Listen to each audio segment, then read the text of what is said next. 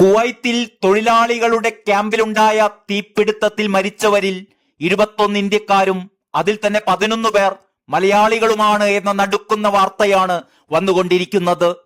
40 പേർ മരിച്ചതായാണ് ഇതുവരെയുള്ള വിവരം. 46 ഇന്ത്യക്കാരാണ് ചികിത്സയിൽ കഴിയുന്നത്. മരിച്ച 21 പേരുടെ വിവരങ്ങളാണ് ഇതുവരെ ലഭ്യമായിട്ടുള്ളത്. അതിങ്ങനെയാണ്: Shibu Varghese, Thomas Joseph, Praveen Madhav Singh, Shameer, Lukose Vadakkott Unnunni, Bunaf Richard Roy Ananda, Kelu Ponmaleri, Stephin Abraham Sabu, Anil Giri, Mohammed Sharif Sharifa, Saju Varghese, Dwarikesh Patnaik, Muraleedharan P V, Vishwas Krishnan, Arun Babu, Sajan George, Ranjith Kundadukkam, Raymond McBandai Gahol, Jesus Oliveros Lopes, Akasha Sasidharan Nair, Denny Baby Karunakaran എന്നീ പേരുകളാണ് ലഭ്യമായിട്ടുള്ളത്. തീപിടുത്തമുണ്ടായത് മലയാളിയുടെ ഉടമസ്ഥതയിലുള്ള കമ്പനിയിലെ ജീവനക്കാർ താമസിച്ച ഒരു ഫ്ളാറ്റിലാണ്.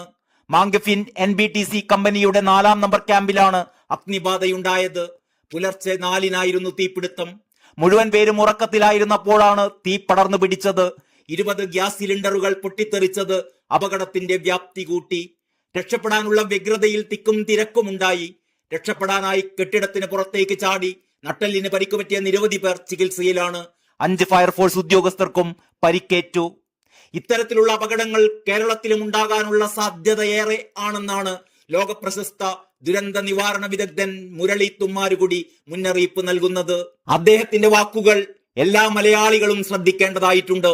അതിങ്ങനെയാണ്: ഉയർന്ന കെട്ടിടങ്ങൾ ഉള്ളിടത്തൊക്കെയുള്ള ഒരു പ്രശ്നമാണ് അവിടത്തെ അഗ്നിബാധ. ഇന്ന് കുവൈറ്റിൽ നിന്നും വരുന്നത് വലിയൊരു അപകടത്തിന്റെ വാർത്തയാണ്. കണ്ടിടത്തോളം അത്ര ഉയരമുള്ള കെട്ടിടമല്ല.